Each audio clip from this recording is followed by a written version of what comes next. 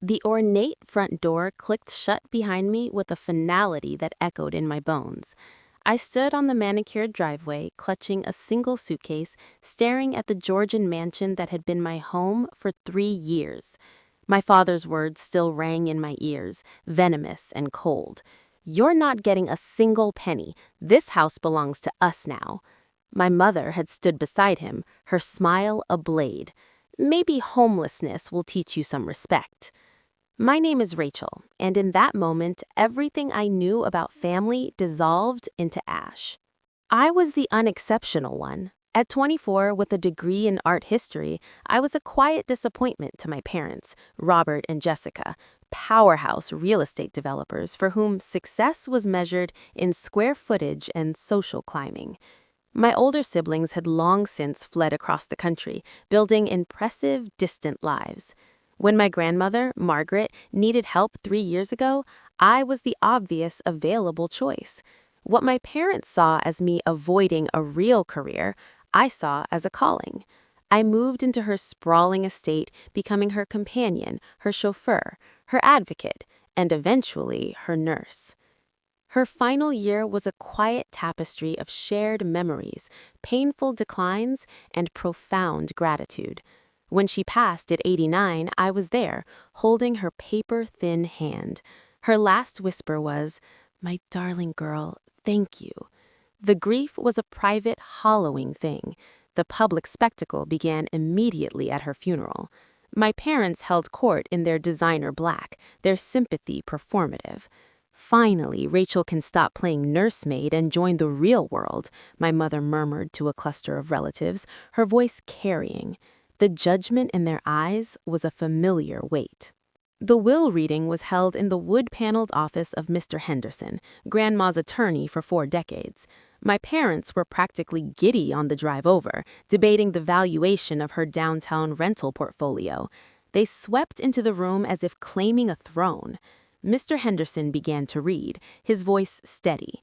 "To my beloved granddaughter, Rachel, whose selfless love and steadfast companionship were the greatest gifts of my final years, I leave my entire estate, including all real property, securities, and liquid assets, with an approximate total value of $31.5 million. The silence that followed was profound, then fractured by my father's choked sputter. This is absurd. There's been a mistake." Mr. Henderson continued, undeterred. "To my son, Robert, and my daughter-in-law, Jessica, whose interest in my well-being was invariably secondary to their interest in my assets, I leave my sincere hope that they may one day understand the meaning of devotion." The war was declared in that instant. The familial coldness turned Arctic. I was excluded from the next family dinner. "You're not family to us anymore," my mother informed me coldly over the phone. "You're a schemer who manipulated a dying woman." Their private disdain became a public crusade. At the post-funeral gathering, my father stood and loudly announced to the room, "My mother was not in her right mind. Rachel isolated her and poisoned her against her real family for money." The ripple of shock and suspicion was a physical wave against my skin. The assault escalated from social to strategic. They ambushed me at the bank, where I was meeting with Grandma's financial advisor. "You will sign these documents granting us power of attorney," my father demanded, his voice a low growl in the quiet lobby. "You are on over your head. This was a con, and it's over." When I refused, my mother's mask of civility slipped entirely. "We are contesting the will. We have statements from experts who will testify she lacked testamentary capacity. You took advantage of a vulnerable elder. We will drag you through court until you have nothing left but lawyers' bills." The next act of aggression was visceral. Returning from the pharmacy the following morning, I found the locks to the mansion changed, new heavy-duty deadbolts installed. A printed notice was taped to the door. "Property under dispute. Entry forbidden." My father answered my frantic call with chilling detachment. "The estate is in limbo. We've taken steps to secure the assets. You need to find other accommodations." With my meager savings, I rented a grim, furnished studio apartment, the despair a constant companion. Their poisonous narrative began to seep in. Were they right? Was my love transactional? What my parents never imagined was that Grandma Margaret, a woman of immense grace and formidable intellect, had spent her last year not just being cared for, but preparing a defense. She knew her son and his wife. Our quiet evenings were often spent at her mahogany desk. "They will come for it, Rachel," she'd say, her eyes fierce, "and you must be ready." She taught me to read trust documents, understand capital gains, and manage the rental properties. More crucially, she initiated what she called the project. She began dictating letters to me, not sentimental notes, but clear, dated memoranda. Journal entry, March 12th. Robert called today. His first question was about the quarterly dividends from the blue chip stocks, not about the results of my biopsy. These letters documented every missed visit, every financial request, every moment of neglect. Then, one afternoon, she handed me my phone. "Record me." On video, with her silver hair styled and her spine straight, she looked into the lens. "My name is Margaret Elizabeth Vance. I am of sound mind and body, as confirmed by my physician, Dr. Amin, whose contact information is attached. I am recording this to unequivocally state my wishes regarding my estate." She detailed her rationale with legal precision and emotional clarity, praising my care and condemning their avarice.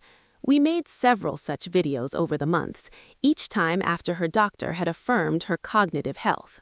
Armed with this arsenal, I went to Mr. Henderson. He reviewed the videos, the letters, the medical reports. A slow, satisfied smile spread across his face. Margaret was always 3 chess moves ahead. "This isn't just a defense, Rachel. This is an airtight counterattack. Their contest will be dead on arrival." Emboldened by their initial arrogance, my parents continued their campaign.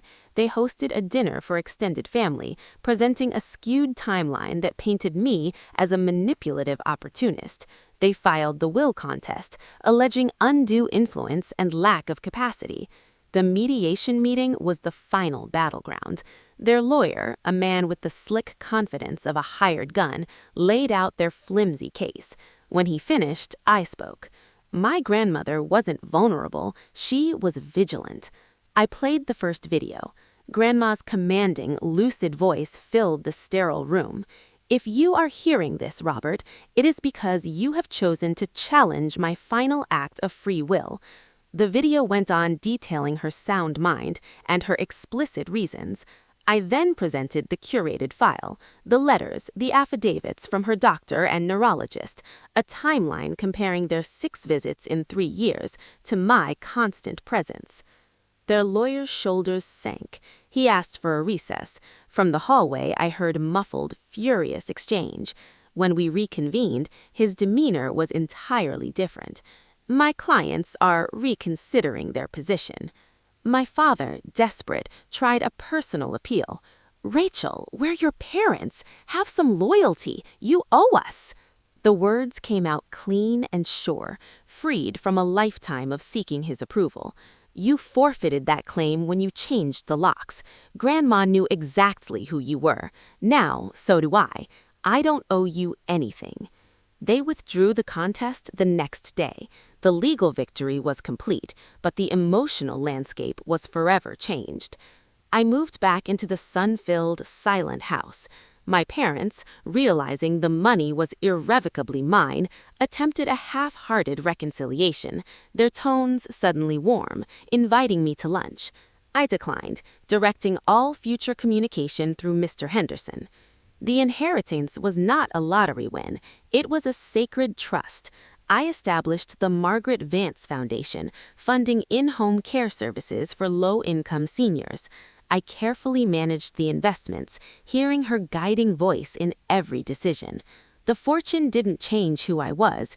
It freed me to fully become her legacy, a person of quiet strength, profound loyalty, and measured generosity.